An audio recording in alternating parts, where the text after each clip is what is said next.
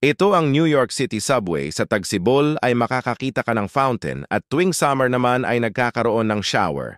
Bukod pa doon ay napakaraming basura at madalas ka ring makakita ng daga araw-araw sa kahit saan parte ng subway.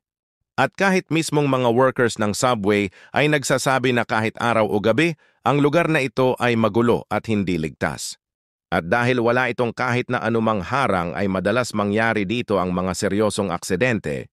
Kaya't magtataka ka na lang kung bakit ang pinakamayamang syudad sa buong mundo ay ganito ang kanilang subway na halos napabayaan na ng gobyerno. Hindi gaya sa Tokyo na bagamat luma, ito ay maayos pa rin at malinis.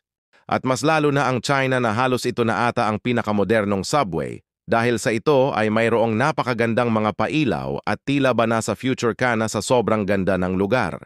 At bukod pa doon ay mayroon din silang safety gate para sa kaligtasan ng mga pasahero. Samantalang ang pinakamayamang bansa ay hindi man lang makasabay sa tamang pamantayan ng pag-unlad.